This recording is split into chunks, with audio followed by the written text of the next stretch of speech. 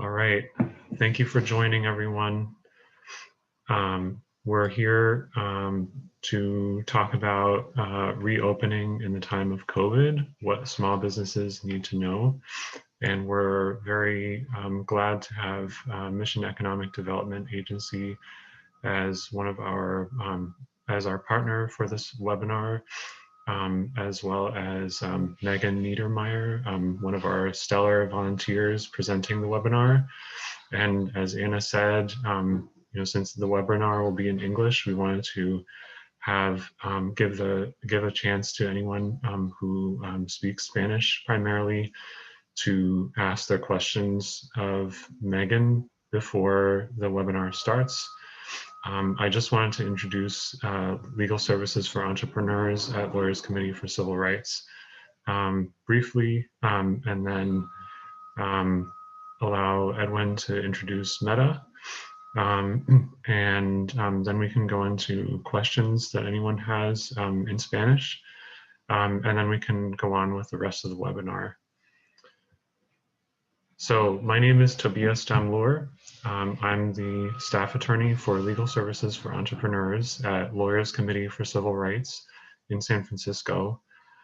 LSE provides direct legal services to small businesses in San Francisco and in the entire Bay Area, primarily small businesses owned by low-income people of color.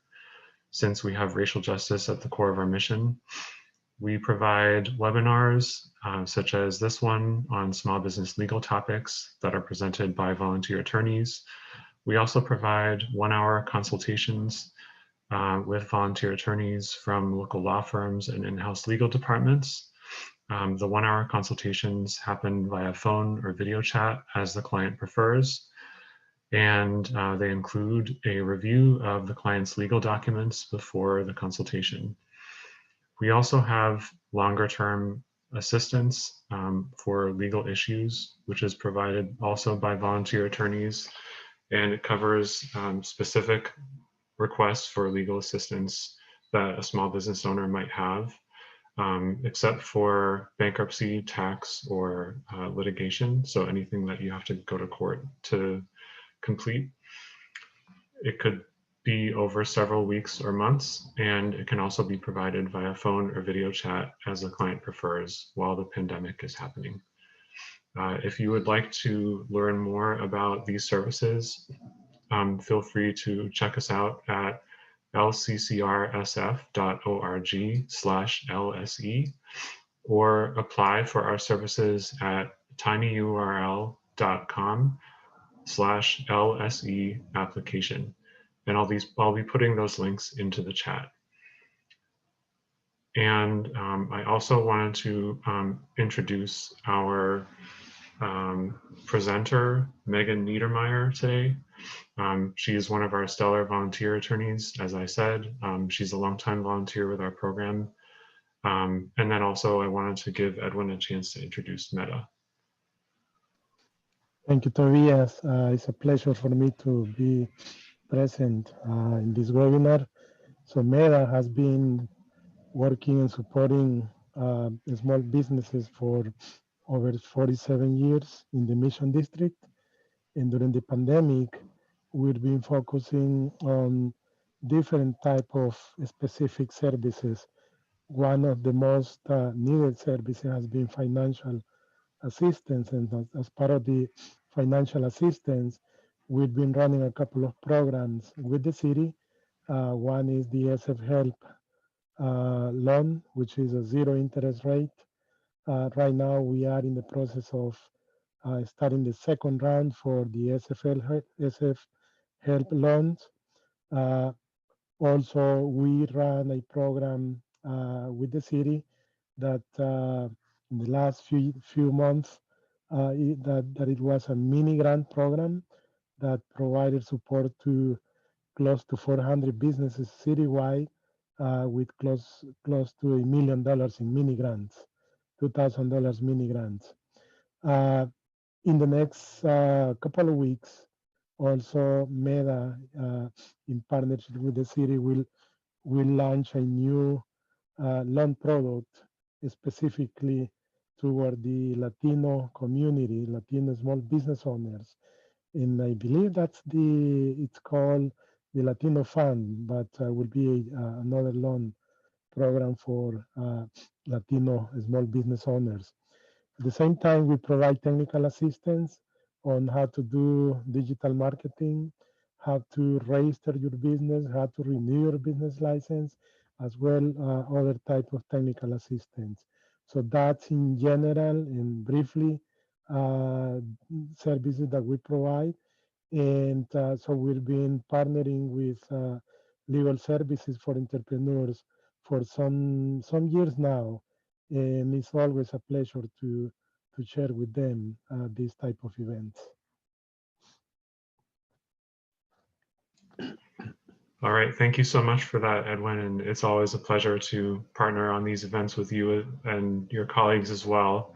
I want to hand it over to, before I hand it over to our presenter, I wanted to ask if there's anyone who speaks Spanish who would like to ask questions in Spanish at this point, since the presentation is going to be in English. And Anna, I'd appreciate if you could also ask the same question in Spanish.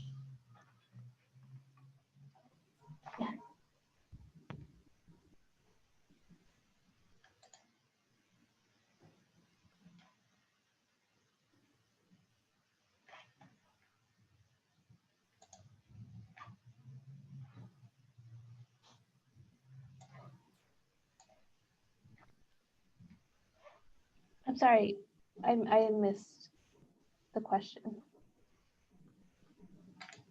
Oh, that's okay. I was wondering if you could also ask anyone who's present if they would like to ask any questions of the presenter in Spanish. Okay.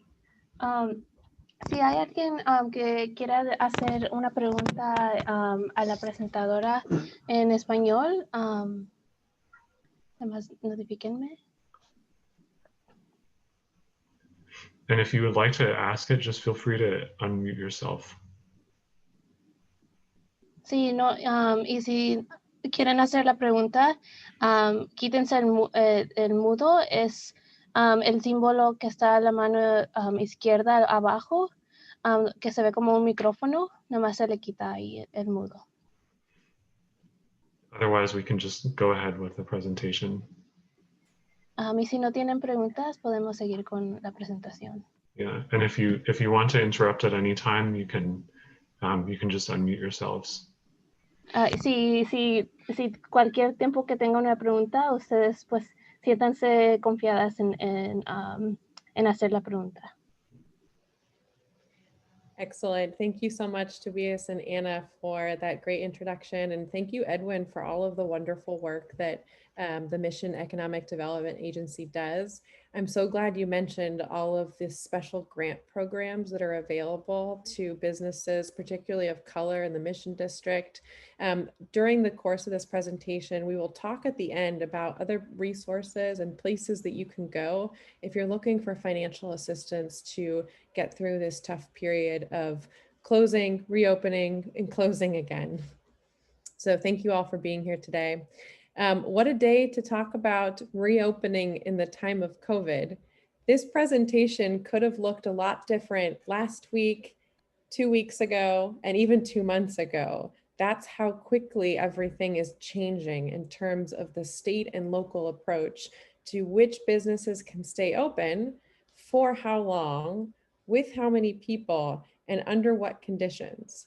So we'll talk today about some of the recent hot breaking news that just happened a few hours ago. But today, earlier today, the governor of California, our beautiful state right here, just announced new regulations that businesses may go under complete lockdown in California if certain metrics of COVID-19 are hit in various hospitals. And we'll talk more about it, but that is an important thing for you all to know. And I don't have the answers today because this is a new regulation that only came out a few hours ago, but I have linked to various websites in here, places that you can go to check and get up-to-date information. Okay, so we chatted about LSE. LSE is such a great resource. There are some links in this presentation, and maybe Tobias, Edwin, or Anna could help me distribute this presentation to anybody who wants it afterwards. There are some good links in here that you may want to keep handy as things are constantly changing with the state of reopening. Of course, we can do that. Yep. Excellent, thanks. So the goals of today's presentation: understand how to reopen safely during COVID-19. That alone is a more complicated question than it might seem like from first glance. And then separately, how to protect your business from potential liabilities. How do you protect the health of your business during this time, the health of your employees during this time, and also the health of your customers during this time? And then thirdly, we'll talk a lot about resources going forward. One of the things that we all know about this really tough time period is that things are constantly changing for the better and for the worse.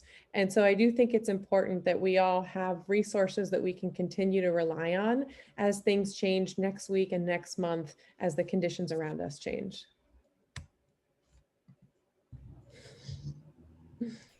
Okay, the number one way to reduce liability for your business. If you're worried, gosh, how do I reopen safely? The number one way to reduce liability is to follow proper safety protocol. The big question is, what is proper safety protocol? What does it mean depending on what type of business you are? This is the big announcement. Just in the course of the last 48 hours, there have been 3 big new regulations that will impact small businesses, particularly in San Francisco and across California. And I want to briefly mention them at the beginning.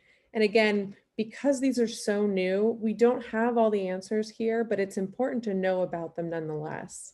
So the first one that we should talk about is this new statewide lockdown that has been rolling out, and it was announced today, only a few hours ago, by Governor Newsom. What is a rolling statewide lockdown? Well, as some of you know, only a couple weeks ago, the governor of California announced that there would be a stay-at-home order, but it was only between the hours of, I think, 10 p.m. and 5 a.m. in the morning. So it was a statewide lockdown, but only overnight during the time period when most businesses are closed anyways. So for a lot of businesses, that didn't have a particularly big effect in shifting how they operate, because it really was intended to keep people at home, not gathering at parties, and staying home overnight during the kind of nighttime period that you might see social gatherings become a thing. Well, this new regulation that was announced today, it divides the state into 5 different parts. So there are different regions of the state. And when one particular region gets to a point where the hospitals have less than 15% of their beds left to treat patients, then the entire region and all the counties in that region must shift some of their practices about reopening, and they must lock down much of the open businesses that normally over the summer had been able to operate. And we'll talk a little bit more about that, but things like reducing the number of people that come into your business. You can still have a retail shop, you can still have a grocery store, you can still have a restaurant. Those are the good news. Restaurants are exempt. If someone is picking up takeout food, that's not considered a violation of the lockdown order. If someone is going grocery shopping, that's not a violation of the lockdown order either.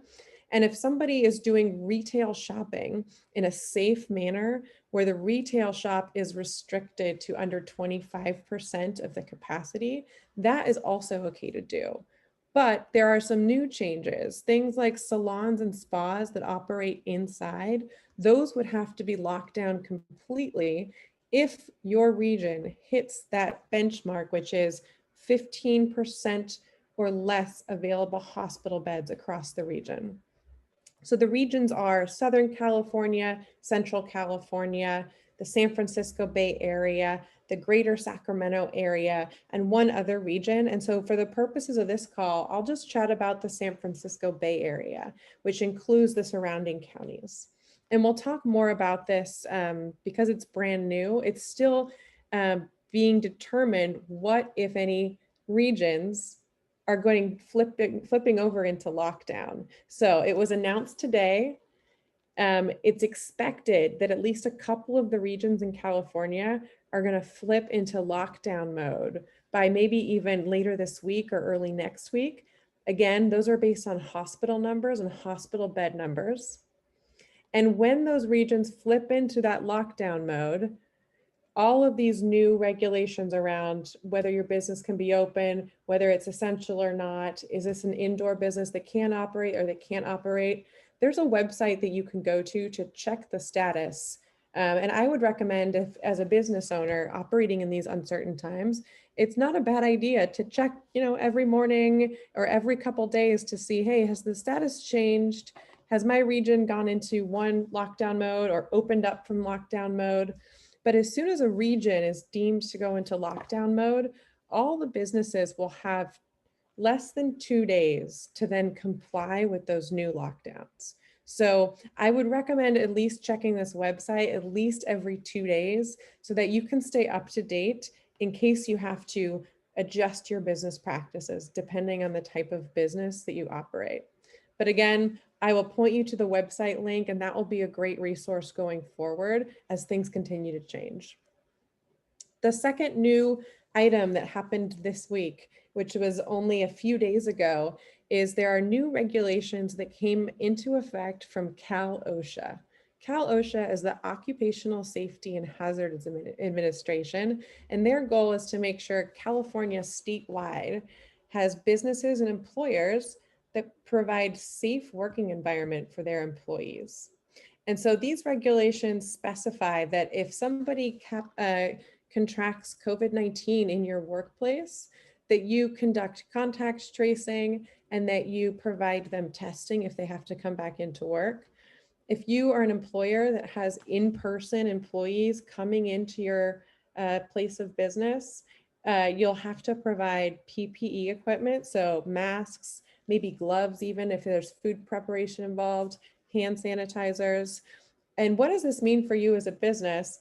It doesn't change anything in terms of the taxes you pay or the fines that you might have to be subject to, but it means that if someone catches COVID at your workplace and you are their employer, then as an employer, your workers' compensation coverage may have to cover the cost of their healthcare or rehabilitation. So the takeaway on number 2 is provide a safe workplace for your employees. Even if you're a small business, it can only contribute to reducing your potential liability. And then the third change that was announced a few days ago is San Francisco announced 2 days ago, I believe, that they were getting ready to share new San Francisco rollback plans. Now that's because the number of new cases in San Francisco, so San Francisco, both a county and a city, so it's kind of one entity all at the same time. But in San Francisco, the number of new cases, I believe is 125 each day, which is a 4 or 5 time increase from even a few weeks ago. So San Francisco is expected to provide new guidance on reopening. Now, how does that work with what the governor just announced earlier this morning around the new statewide lockdown? Well, those new statewide lockdown rules can be in effect across the state, and you might see San Francisco put something even more stringent in effect. It might be more strict, more restrictive, more rolling back of reopening. And we don't know quite yet what those San Francisco plans are because they haven't been announced. They're supposed to be announced by the end of this week, but I wouldn't be surprised if they were even stronger than the statewide rollback guidance that was announced a few hours ago.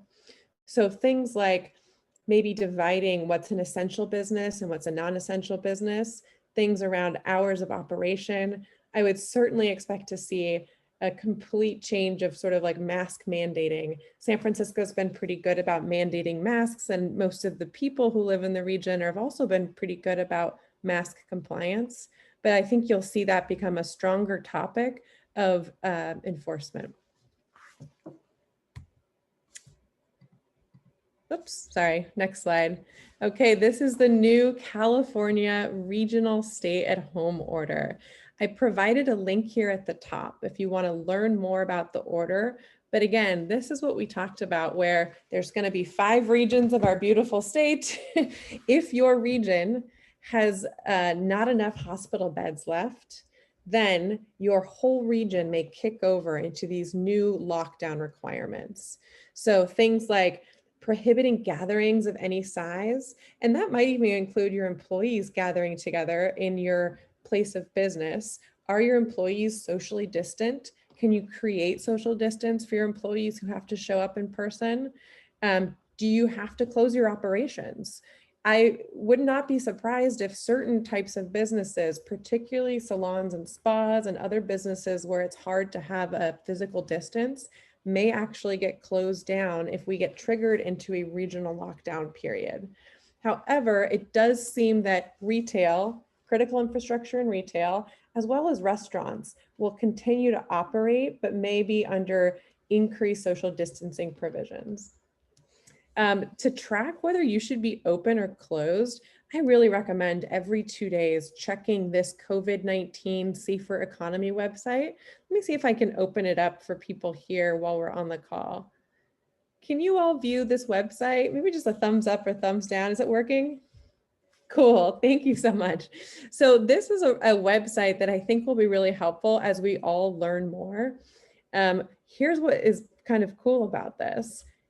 You can put in your county right here. So let's say San Francisco County, and you can put in your business. So right here is a list of all types of businesses, and you can see what new restrictions might be applicable to your business.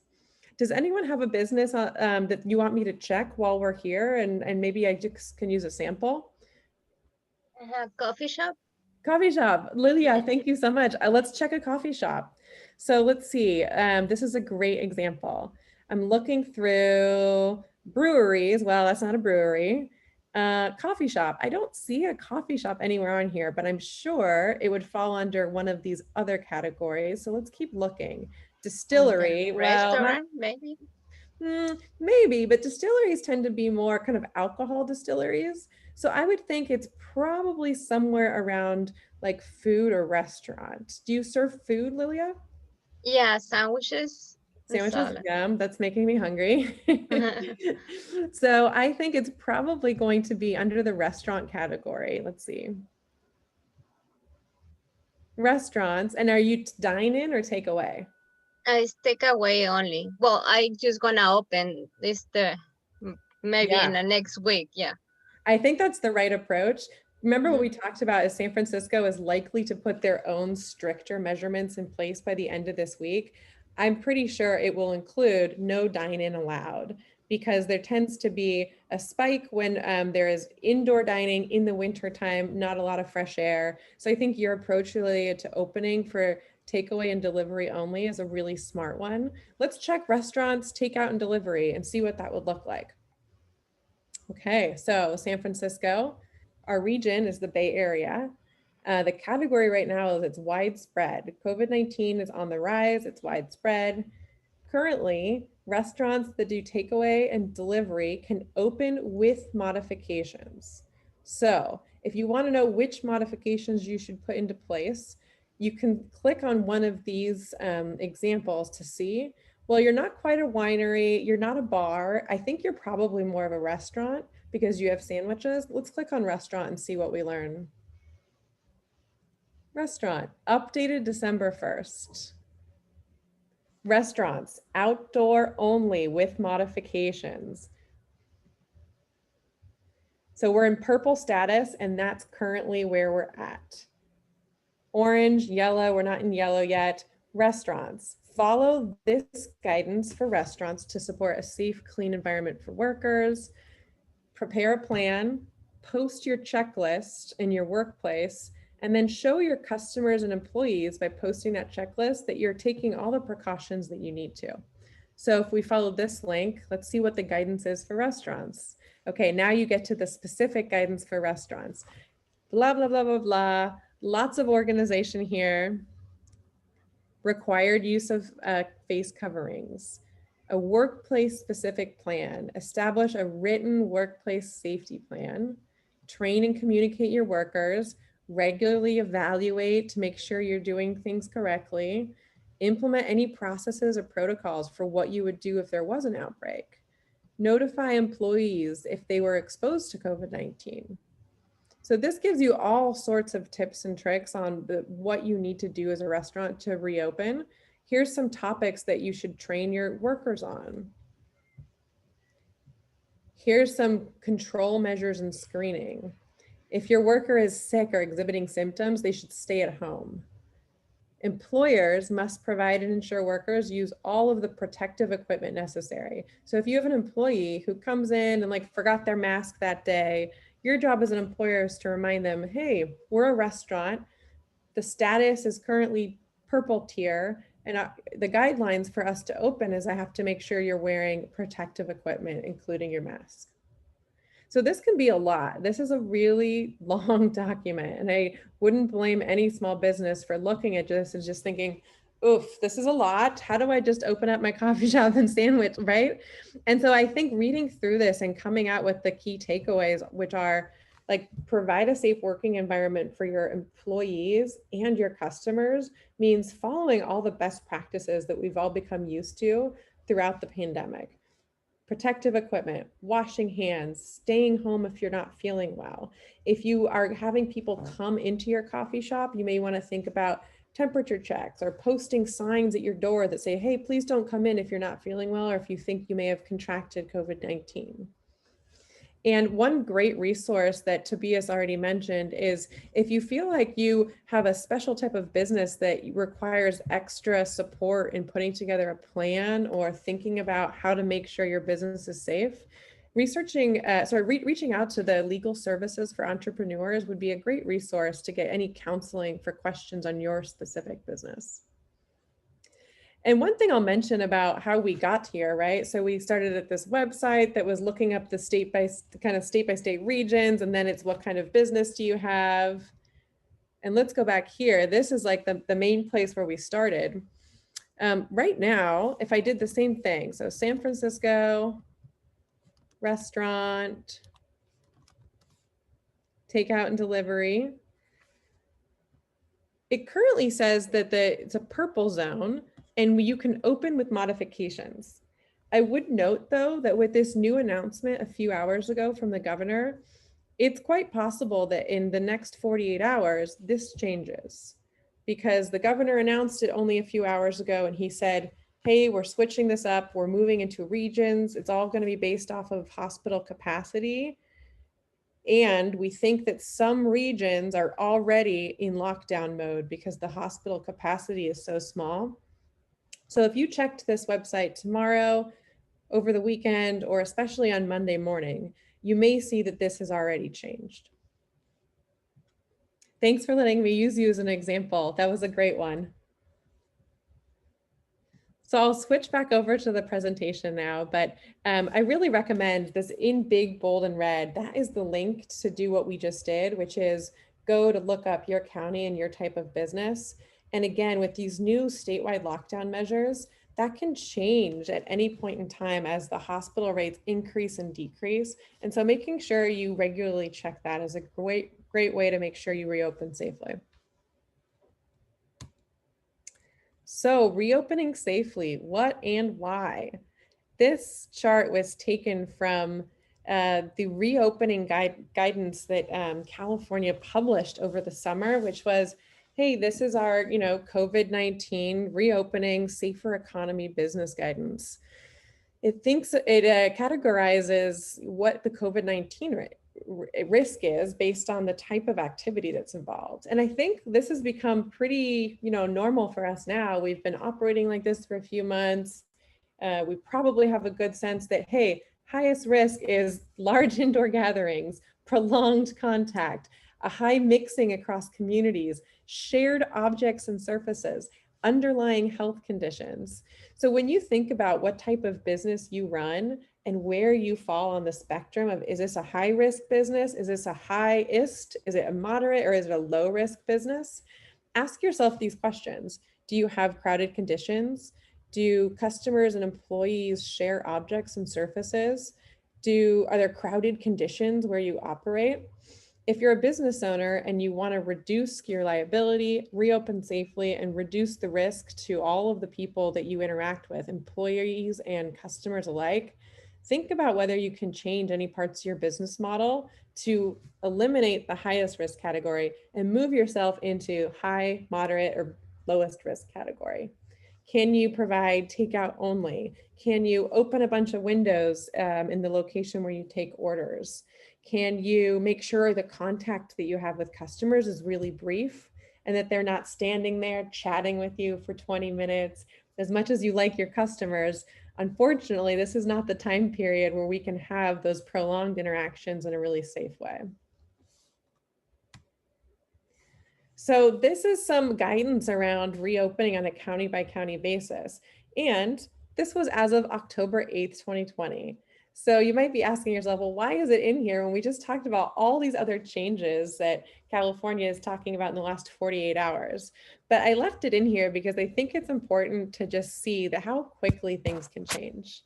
October 8th was like not so long ago, right? Less than 2 months ago. And this is what the county by county guidance was. Most businesses could be open in San Mateo County.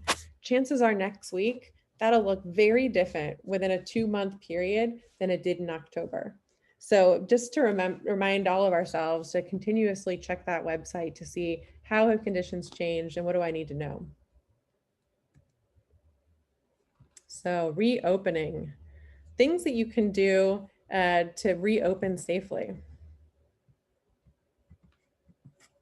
Have protocols in place. Think about doing daily symptom checks or even on-site temperature checks.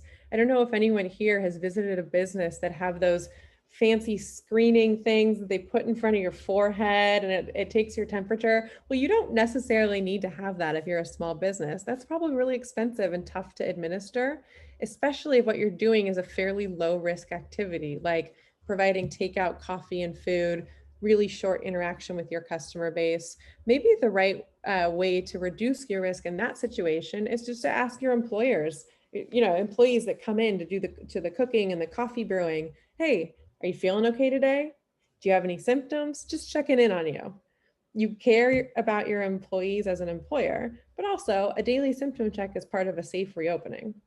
Now, if you had a very different business like a nail salon, maybe you do want to consider a temperature check in a nail salon because it's in that highest risk category of close contact, sharing materials, all indoors, hard to get fresh air or breezes. So you make that choice of, hey, am I a high risk business, a low risk business? Do I need daily symptom checks and can I do that really easily? Or do I need something more? And for anybody that has a business, I really recommend posting a sign on your window that just it warns customers, if you're not feeling well, please come back later. Have you had symptoms of a high fever, nausea, flu-like symptoms? Please return when you're feeling better. So that protocol's in place to screen guests. It's a little bit their responsibility, but also a little bit your responsibility as a business owner.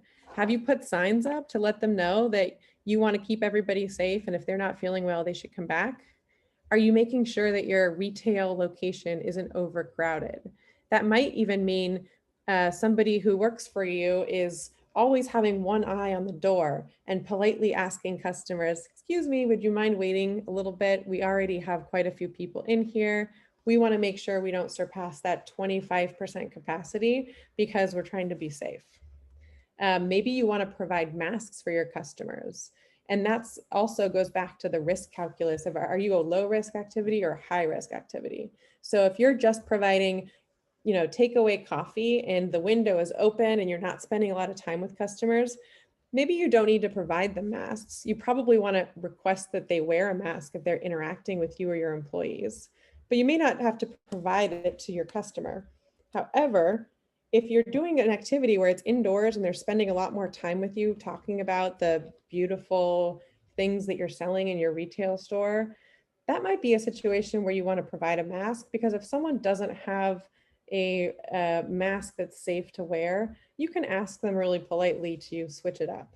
If they come in with sort of a scarf around their neck and you're supposed to go cut their hair, you may ask them, excuse me, I want to be really safe about how we interact. Would you mind putting on this like paper medical grade mask that I bought at Costco or wherever?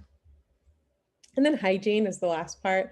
I'm sure you all know, but having a hand sanitizer somewhere near your checkout facility, especially if you're taking and receiving credit cards or signatures, if you are using pens, sanitizer is a really important, just sort of normal course of life now.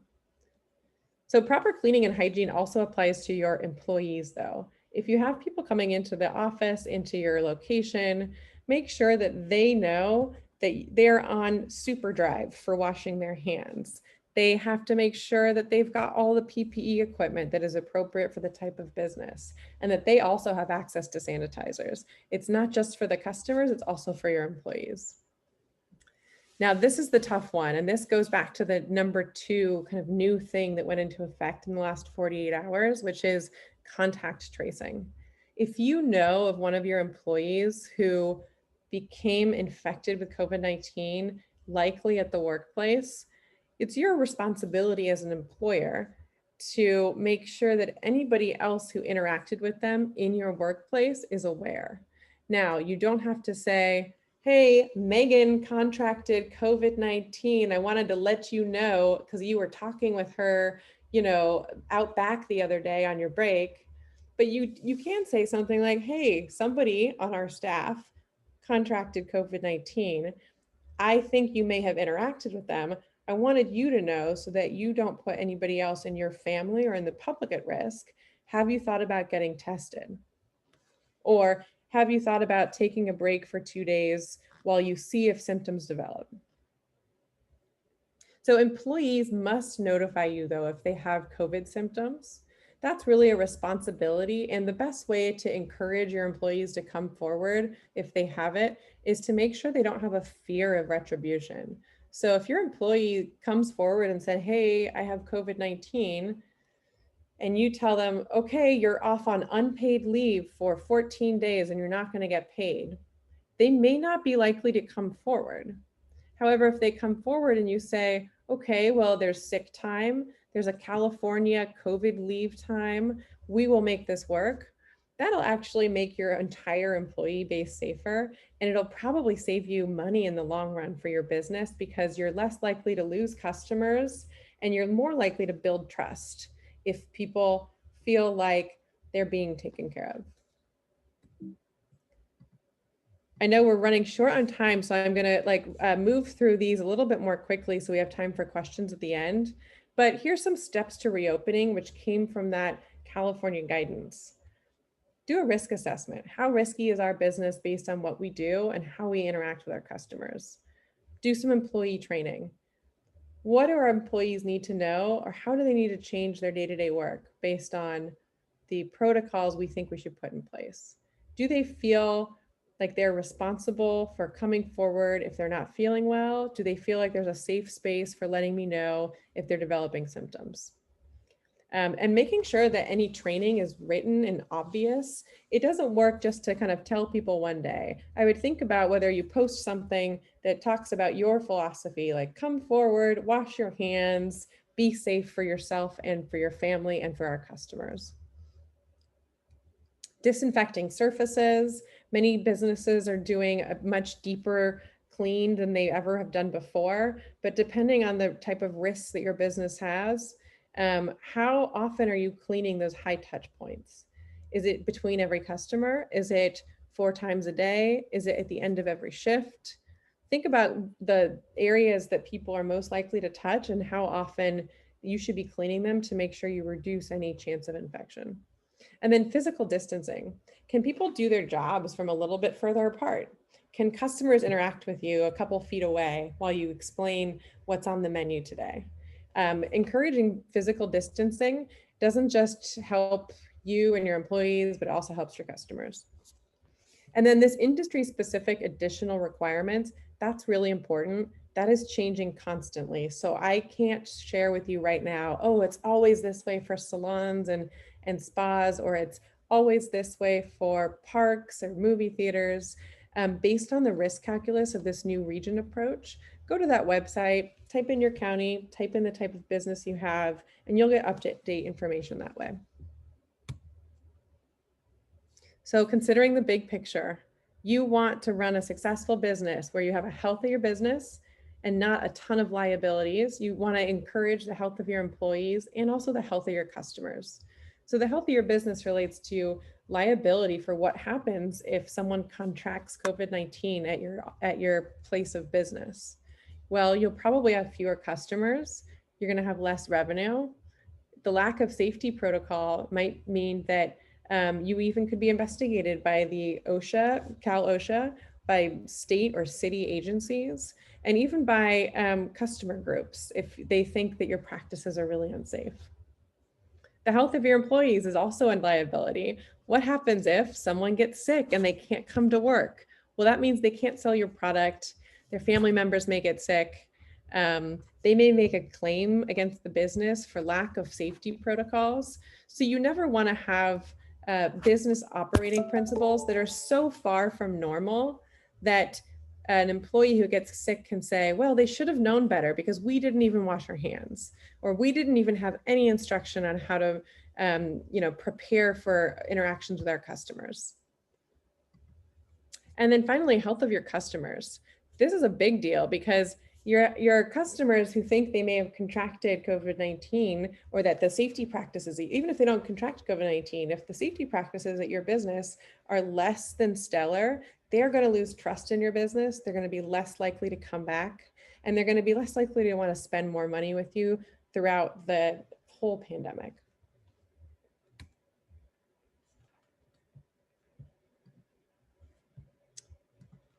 What type, okay, let's see.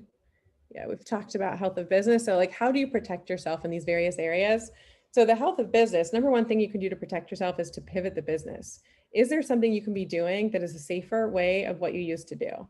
Social distancing, selling online, providing takeout and delivery instead of providing inside dining. All of those are options. Making sure you have workers' comp insurance, that's actually a requirement in California, but it's also best practice if you have employees. Oops. And then seeing if there's any relief options. So this has been something that's been going on since March, April, May. We've seen a ton of small business relief options come up early in the pandemic, things like mortgage relief, utilities relief, phone bill relief. But that has started to wane because there's no longer strong federal program like the PPP program that was rolled out earlier in the pandemic. It is likely that another federal program will come out before the new year, but that is undecided right now.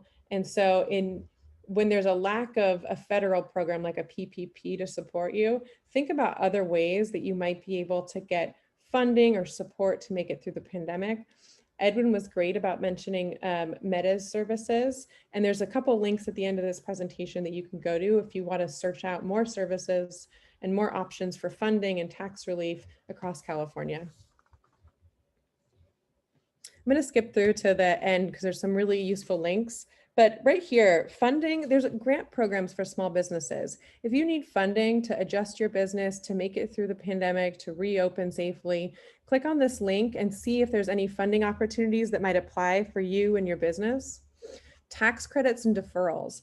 Work with your accountant is my only advice. If you have an accountant or somebody that does your books and records and pays your taxes every year, they're going to be most likely to know about any special programs that would be helpful to you for the type of business that you have. Now, there's new state programs in California that have arrived, and there are new federal programs like the PPP type program that are likely to come but haven't been decided yet. There are other programs like a waiver of the incorporation fee for new businesses in California. And then there's some programs across Alameda County. So this part was really just frequently asked questions, and I instead would love to turn it over to the attendees to see if anybody has specific questions on their business that we can cover.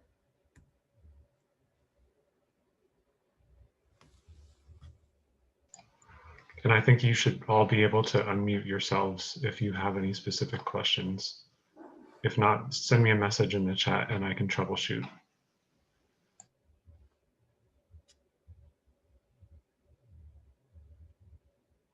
If there's no, oh, sorry, if there's no questions, I can also click on, so this is a resource link at the end of the presentation that Tobias sent over chat. There's some great resources in here. I'll just give a very quick voiceover. There's a guide to California employee benefits during COVID. That's a really good link to read. This is a resource list of all the resources available for small businesses, funding, grants, loans. Click here and see if there's any that might apply for you and that you might want to apply for. County reopening guidelines. So if you are a business in San Francisco, click on this highlighted link. That will give you up-to-date information for San Francisco. Like we talked about at the beginning of this presentation, earlier this week, San Francisco announced that they would be announcing new rollback plans, but they haven't rolled them out yet. So we don't know what they are, but we think they're coming. And if you check this link in the next couple days, I'm sure you'll see the up-to-date information that gets announced. And the only other one I really want to call out here is this California tiered reopening map. This relates to the announcement that the government made a few hours ago about the 5 different regions of California and flipping these regions from super strict to less strict based on the hospital bed availability. So I'll just click here so people can see what this looks like. How cool. It's a map of our great state, but how uncool. The purple areas means that COVID-19 is widespread right now. So that is virtually all of the counties in California.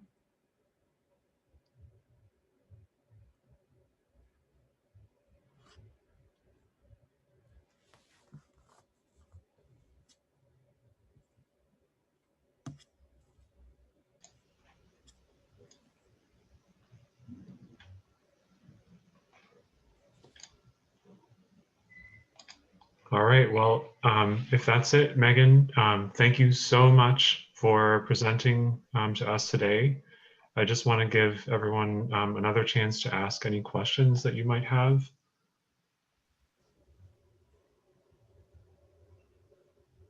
Just want to say thank you. It's a lot of information, but we have to check everything, and it's really helpful. I mean, I almost a week ahead to open it, and as you say, every day everything is changing, and it's like what information or from where I can take it, and it's really helpful for me. Is, as you say, checking at least 1 or 2 days to see what is changing and what guidelines I can check it. And thank you for everything. Just that. Absolutely. And Lilia, I think you're in a good position because of all of the businesses that are likely to close down and be restricted, takeaway food is probably the one that's going to stay open the longest if you can do so safely, delivery or takeout. And so I would encourage you to reopen in a safe manner because takeaway food options will likely be deemed essential businesses. Yeah, since I didn't know exactly the day, I always have that in mind. Since couple months ago, it's like I don't gonna be open on the dining until everything really relief and be more calm because it's too much responsibility to have somebody inside, and for me and for customers and employees. So yeah, thank you so much for everything. Yeah. All right, well, thank you so much, Megan, again, for presenting. This was really wonderful and very useful. Thank you to everyone who was in attendance here at this webinar. And then also thank you to Meta for partnering with us on organizing this event. We really appreciate your partnership. And with that, I think I'm going to end the presentation. Thank you, everyone, again. Thank you, everyone. Thank you.